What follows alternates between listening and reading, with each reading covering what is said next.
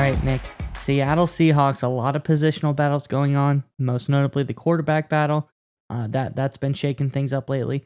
But let's get into an even brighter spot for Seattle, something that they've been looking for a long time here, and that's some offensive line help. Two rookie offensive lineman additions in the first and the third, and they're really making some noise throughout the preseason and throughout training camp, and they've looked very strong, like good additions to this team. We're excited to dive into that.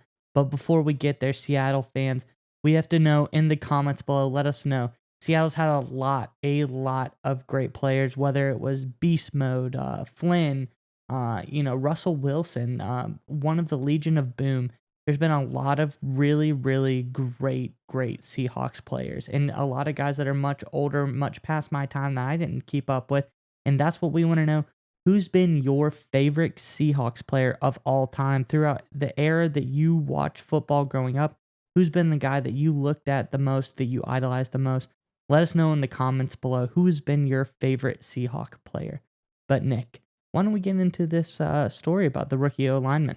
Yeah, but before we get into that, I think a lot of people, maybe outside of Seattle fandom, don't understand that Seahawks great Steve Largent actually owned a lot of the receiving records in NFL history Oh for a yeah. long time before Jerry Rice broke those records. He was kind of the Jerry Rice before Jerry Rice in a lot of ways. So I'm excited to see if he's brought up at all by any Seahawks fan. But you brought it up. There are two rookie offensive linemen, Charles Cross, who was picked in the first round, and Abraham Lucas, who was picked in the third round, have really jumped off the page this preseason. And this first report is from The Athletic, talking about their performance against the Pittsburgh Steelers in the first preseason game. According to The Athletic, first round pick Charles Cross was the starting left tackle and played 37 snaps. He didn't allow a quarterback pressure or a quarterback hit in 23 snaps as a pass blocker.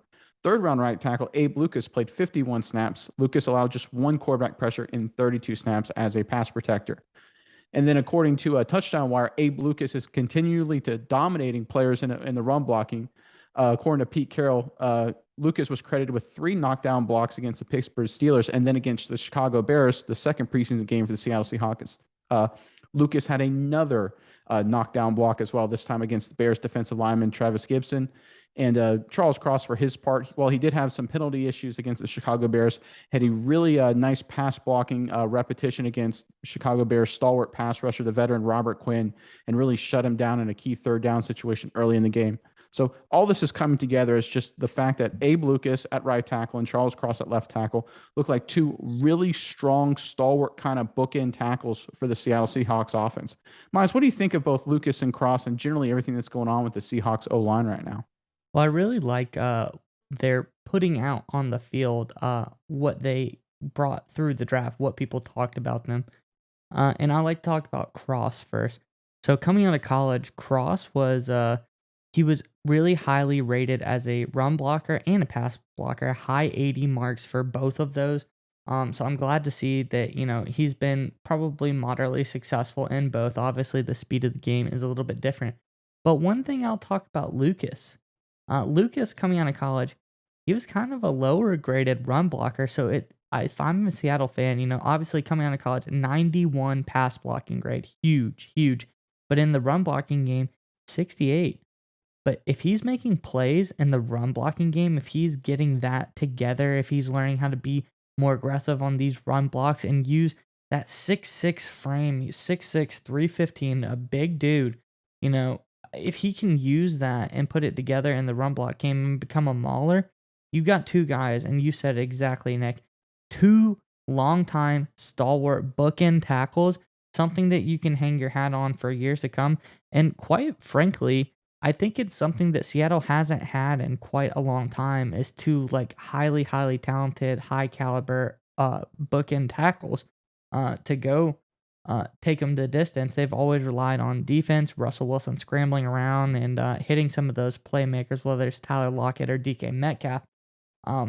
But this is very promising to me. I really like hearing all of that. So, out of the two, Nick, Cross, Lucas, you think they stay here? Do you think they ever swap them to see if one does better at right or left? Or you think this is probably pretty set in This stone is where where they're they going to are. end up? This is where they are. So you don't take an offensive tackle in the top 10 and move him to right tackle unless he stinks. Charles Cross doesn't look like he Fair. stinks, and he's a natural left tackle anyway. He's done a good job.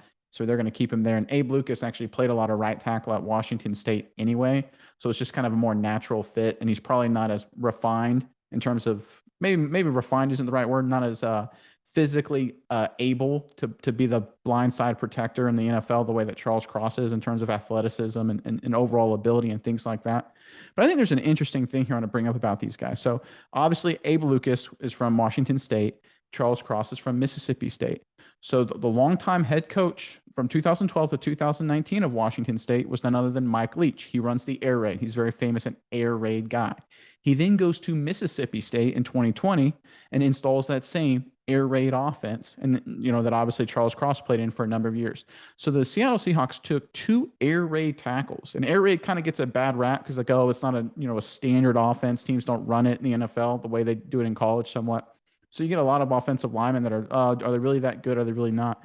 It sounds like the Seahawks did a heck of a job scouting and really understanding that these guys are really good football players, even though they played in that offense a little bit. And one thing I don't want to undersell is that Washington State, obviously Pullman's a ways away from Seattle, but there's got to be some connections between the Seahawks organization and Washington State and potentially Mike Leach, who obviously spent a lot of time at Washington State. So I wonder if they had the inside goods on these guys and kind of got some inside information about how good these guys were as football players.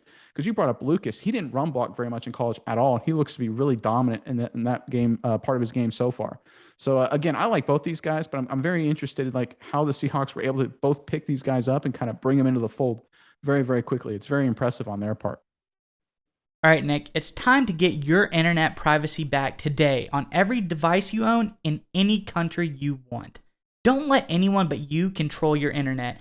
NordVPN keeps you safe from prying eyes wherever you go online with their military-grade encryption. Is your favorite Netflix or streaming content blocked in the US?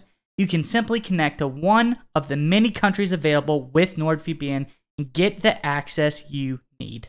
That's right, Maya. So right now, get our exclusive NordVPN deal here at nordvpn.com/SMI. It's risk-free now with NordVPN's 30-day money-back guarantee. Again, get that exclusive deal, nordvpn.com/SMI.